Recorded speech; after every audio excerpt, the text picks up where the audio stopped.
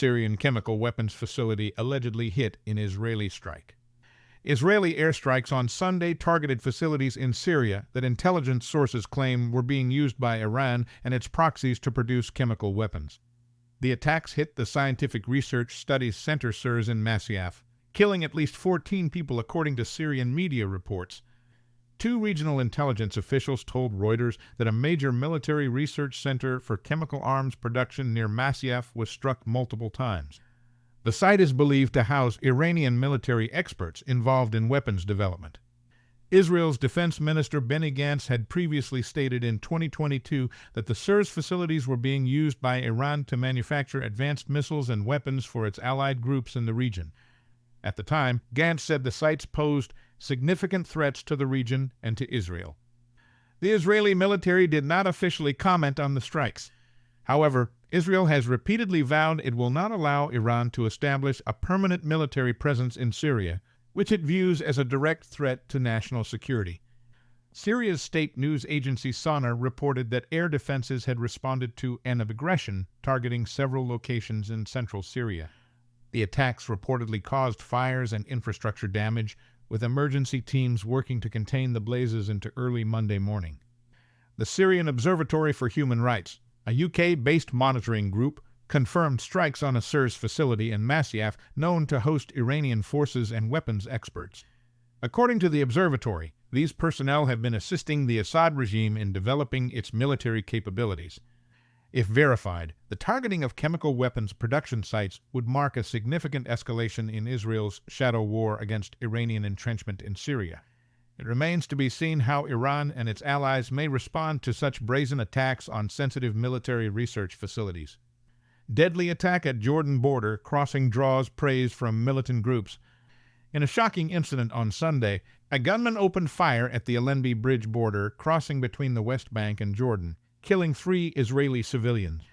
The attacker, identified as a Jordanian national, was shot dead by Israeli security forces during the assault. The deadly shooting was swiftly hailed by Palestinian militant groups Hamas and Palestinian Islamic Jihad. In statements, the groups praised the attacker as a hero and described the killings as a natural response to Israeli actions in Gaza and the West Bank. "We bless this heroic operation carried out by this noble Jordanian hero," declared Murad Adele, head of Jordan's Muslim Brotherhood Party, echoing the militant rhetoric. The statements highlight the continued tensions and cycles of violence plaguing the region.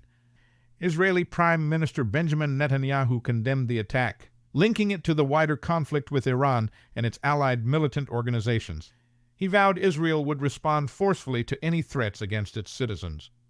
The brazen assault at a major border crossing has raised alarm about security vulnerabilities and the potential for further violence spilling across borders. It comes against the backdrop of surging unrest in the West Bank and the ongoing war in Gaza. Jordanians take to streets in support of border attack.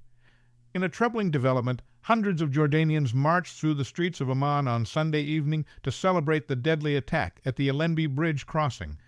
Demonstrators chanted slogans praising the Jordanian gunman and burned Israeli flags during the rally. The scenes of jubilation over an act of violence that claimed civilian lives have deepened concerns about rising anti-Israel sentiment in Jordan. Despite a peace treaty signed in 1994, relations between the neighboring countries have grown increasingly strained. Jordan's large Palestinian population has been particularly vocal in criticizing Israeli policies towards the Palestinians.